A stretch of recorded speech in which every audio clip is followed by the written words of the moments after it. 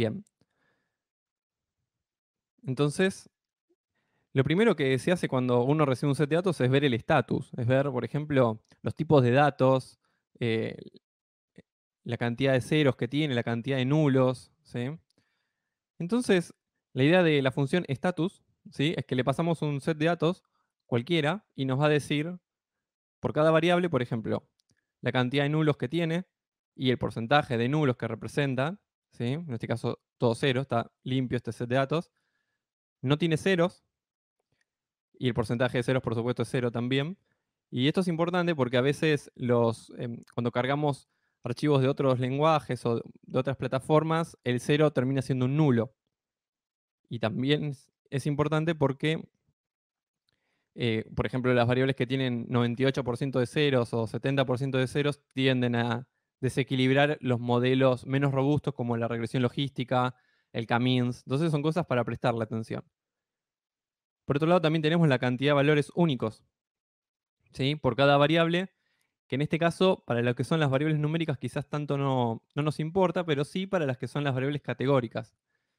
¿Por qué? Porque en este caso nos dice que la variable species, ¿sí? Este es el famoso Iris dataset, tiene solamente 3 valores únicos, ¿sí? Y es un tipo object o categórico.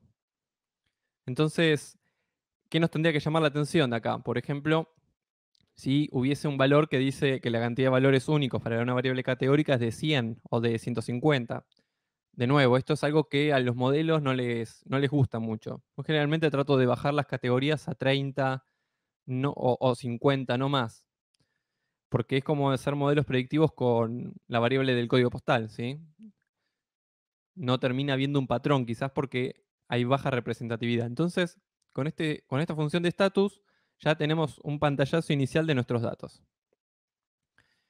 Y una de las gracias o de la filosofía de fan modeling, fanpy modeling, es que no nos tenemos que preocupar mucho por el tipo de dato cómo viene, sino que la librería lo va a inferir y nos va a emitir un resumen acorde, ¿sí? Acá en Python hice que soportara bastantes tipos de datos con otra función que vamos a ver en preparación de datos.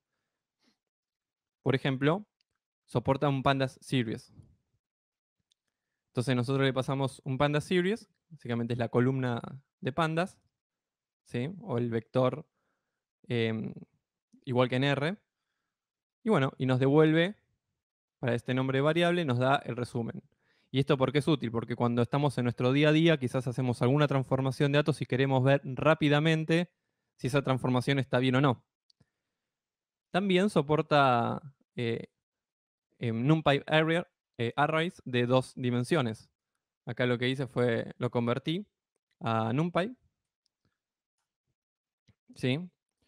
Y luego le pasé a la función status este objeto. Entonces, ya les digo, esto es un NumPy. Y me imagino que si hay algún programador de Python de muchos años va a decir, bueno, pero no quiero usar esta función para NumPy porque lo que hace internamente status es convertirlo a pandas data frame.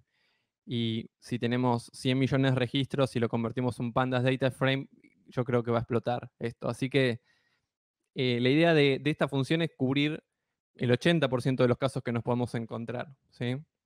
En general de las funciones. No hice test de optimización. Es decir, no sé cómo performa, por ejemplo, con 1 millón de registros. Pero bueno, eso será cuestión de que lo charlemos en GitHub. La gracia de esto es que nosotros a status le podemos pasar un NumPy y nos va a devolver, obviamente, que los nombres de las variables no los vamos a tener, ¿sí? Y los tipos de datos, que eso creo que lo había aclarado abajo, se infieren con la función de convert data types. Y fíjense que acá ya se pierde el tipo de dato original, ¿sí?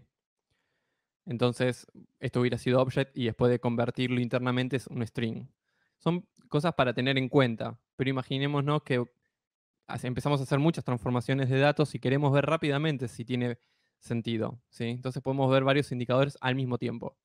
Y bueno, y por supuesto también soporta arrays de una dimensión, ¿sí? Si le paso acá la quinta variable, me dice que tiene 4 valores únicos, es string, bueno, lo mismo que antes. Entonces la filosofía de status es la primera función que tienen que ejecutar para conocer cómo están los datos cargados. Y además es una función que los va a ayudar cuando hacen transformaciones de datos, algo que evidentemente es el 90% del tiempo.